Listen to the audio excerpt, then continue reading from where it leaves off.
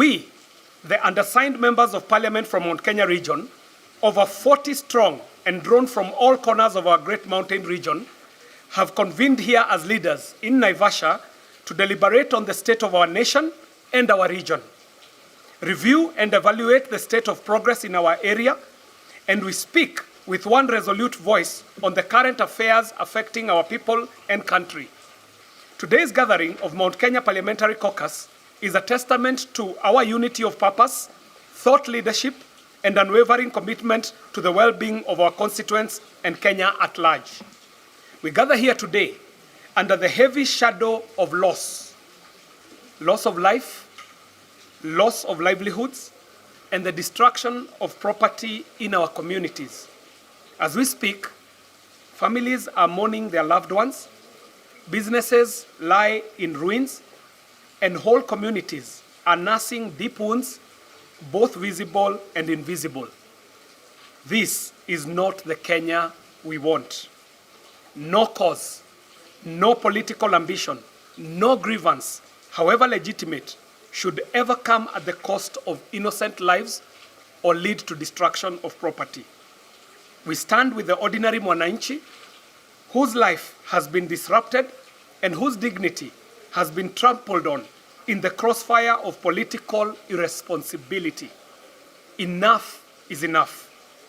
We mourn with the families who have lost so much in the recent chaos, losing lives and loved ones and losing property and investments, and we vow to do everything that is in our power to ensure that this never happens again. The violence and the mayhem witnessed in parts of our region recently have been instigated by reckless, selfish politics. We note with utter disgust the attempted attacks on critical economic installations and facilities within the Mount Kenya region. These very deplorable acts of arson and looting have destroyed businesses that our people rely on, complicating the problem of youth unemployment and discouraging the much-needed investment in our region. For goodness sake, why would anyone incite the burning of enterprises that employ our people, our youth, and our women and our men, and feed our families? Such heinous sabotage only tears down our own house and our own future. We demand thorough investigations into the chaos that led to the loss of lives and destruction of property.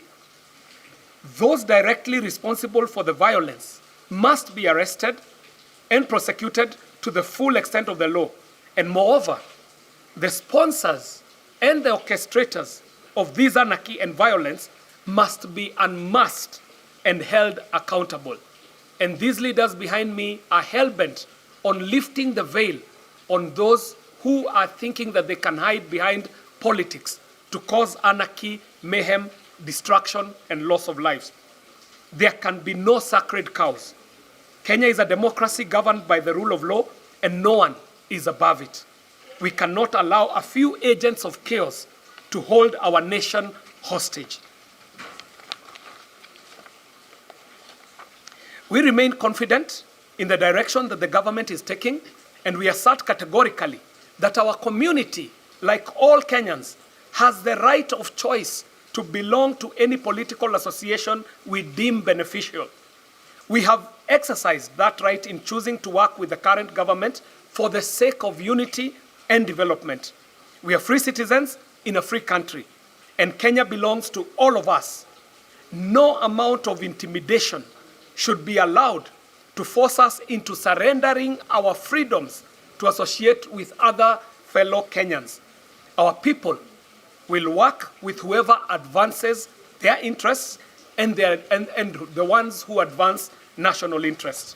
We will not be confined to parochial politics or ethnic cocoons.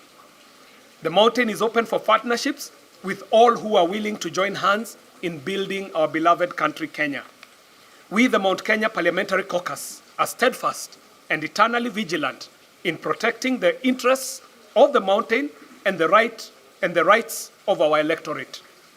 We stand here mandated responsible, responsive, and strategic as leaders with a clear vision for the people that we represent. Our agenda is development, peace, and prosperity for our region and for Kenya. We will continue working hand in hand with the national leadership and all Kenyan communities to ensure that every promise that was made to the people is kept. Despite the challenges we have faced and still face as a country, we remain optimistic that with continued stability and focus, the pledges of the Kenya Kwanza government will be delivered in full to our people. The projects to improve infrastructure, create jobs, lower the cost of living, and uplift our farmers and businesses continue to materialize. Mount Kenya will receive its fair share of development, as is already happening, and even more. We will not rest until the lives of our people are improved in these intangible ways. In conclusion, we urge all our people in the Mount Kenya region and across the nation to reject the politics of hate, the politics of fear, the politics of intimidation and distraction. We call on everyone to channel any concerns and the energies into constructive engagement and to safeguard the peace of our beloved country. Kenya is ours to build, not ours to burn. When Mount Kenya stands firm and united with the rest of Kenya, the whole nation stands stronger. We in the Mount Kenya Parliamentary Caucus pledge to remain united, focused and firm in guiding our region within the national family. We are here to ensure that the mountain's voice continues to be heard loud and clear, and that our people and our people's aspirations are not only heard, but are also met. United we stand, divided we fall, and Mount Kenya will never fall. We are moving forward together with all Kenyans for the sake of our children's tomorrow. Our resolve is unshakable to keep Mount Kenya at the heart of Kenya's prosperity for now and for generations to come.